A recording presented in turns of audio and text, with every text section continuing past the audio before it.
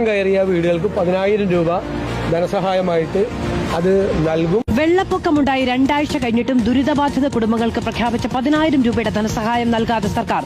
പത്തനംതിട്ട റാന്നി പഴവങ്ങാടിയിൽ നഷ്ടത്തിന്റെ കണക്കെടുപ്പ് ഉദ്യോഗസ്ഥർ പൂർത്തിയാക്കിയിട്ടില്ല. പ്രളയബാധിതരായ കുടുംബങ്ങൾക്ക് അടിയന്തര ധനസഹായം 10,000 രൂപ ലഭ്യമാക്കുമെന്നായിരുന്നു മുഖ്യമന്ത്രി വി ഡി സതീശന്റെ പ്രസ്താവന. ഇനി വെള്ളം ഒഴിഞ്ഞു കഴിയുമ്പോൾ തിരിച്ച് വീടുകളിലേക്ക് പോകുന്നവർക്ക് വെള്ളം കയറിയ വീടുകൾക്ക് 10,000 രൂപ ധനസഹായമായിട്ട് അത് നൽകും. മുഖ്യമന്ത്രിയുടെ പ്രസ്താവന വന്ന് 2 ആഴ്ച പിന്നിട്ടു. പത്തനംതിട്ട റാന്നി പഴവങ്ങാടി ഗ്രാമപഞ്ചായത്തിലെ 14-ാം വാർഡിൽ 84 വീടുകളിലാണ് വെള്ളം കയറിയത്. സ്വന്തമായി പണം മുടക്കിയാണ് വെള്ളം കയറിയ വീടുകൾ കുടുംബങ്ങൾ വൃത്തിയാക്കിയത്. സാധനങ്ങൾ പകുതിയും വെള്ളത്തിൻ്റെ അകത്തൂടെ തന്നെ മേലോട്ട് മാറ്റേണ്ടതായിട്ടാണ് വന്നത്.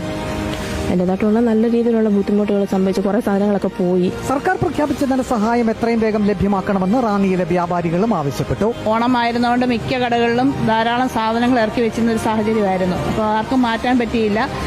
അപ്പം ധനസഹായം കിട്ടുന്നത് ഒന്ന് നഷ്ടത്തിൻ്റേത്. അത് തന്നെയല്ല, ഈ ചെളികളും മണ്ണും എല്ലാം മാറ്റാൻ തന്നെ ഓരോ കടക്കാർക്കും നല്ല ഒരു തുക ക്ലീനിങ്ങിനായിട്ട് ചിലവായി.